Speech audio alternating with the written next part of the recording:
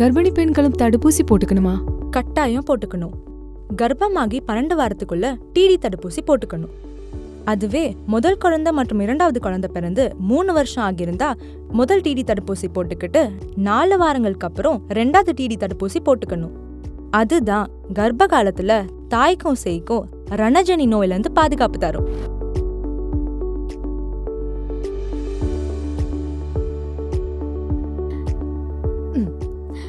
குழந்தைக்கு திஷ்டி கழிச்சிட்டேன். ஆனா அவ வளரும்போது இந்த கொடுமையான வைரஸ் தொற்றுல இருந்து எப்படி காப்பாத்துறதுன்னே தெரியலையே. அதுக்கு தான் தடுப்பூசி இருக்கே, அப்புறம் என்ன கவலை? குழந்தை பிறந்து 24 மணி நேரத்துக்குள்ள மஞ்சக்காமலை நோய் வராம தடுக்க ஹெப்படைட்டிஸ் பி தடுப்பூசி கொடுக்கணும். 0 டோசேஜ் போலியோ சொட்டு மருந்து போடணும். பிறந்த குழந்தைக்கு தீவிர டிபி வராம தடுக்க பிசிஜி தடுப்பூசி 15 நாளுக்குள்ள கொடுக்கணும்.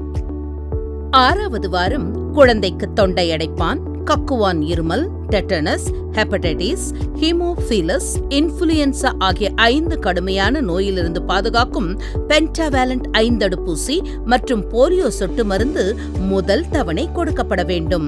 மேலும் நியூமோகாக்கல் தடுப்பூசி, ரோட்டா வைரஸ் டயரியா தடுப்பு சொட்டு மருந்து, போலியோ தடுப்பூசி முதல் தவணை கொடுக்கப்பட வேண்டும். 10வது வாரம் 2ஆம் தவணையாக 5 தடுப்பூசி, ரோட்டா வைரஸ் டயரியா தடுப்பு சொட்டு மருந்து மற்றும் போலியோ சொட்டு மருந்து கொடுக்கப்பட வேண்டும். 14வது வாரம் 3ஆம் தவணையாக 5 தடுப்பூசி, ரோட்டா வைரஸ் டயரியா தடுப்பு சொட்டு மருந்து, போலியோ தடுப்பு சொட்டு மருந்து, 2ஆம் தவணையாக நியூமோகாக்கல் தடுப்பூசி, போலியோ தடுப்பூசி கொடுக்கப்பட வேண்டும். 9வது மாத முடிவில் தட்டம்மை ருபல்லா தடுப்பூசி முதல் தவணையும், ஜப்பானிய மூளைக்காய்ச்சல் தடுப்பூசி முதல் தவணையும், நியூமோகாக்கல் தடுப்பூசி ஊக்குவிப்பு தவணையும், போலியோ தடுப்பூசி ஊக்குவிப்பு தவணையும் கொடுக்கப்பட வேண்டும்.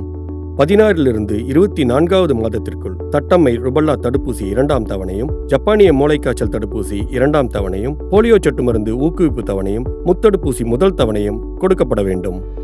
குழந்தைகளுக்கு 5 வயதிலிருந்து 6 வயதிற்குள் டிபிடி முத்தடுப்பூசி 2ஆம் தவணை கொடுக்கப்பட வேண்டும்.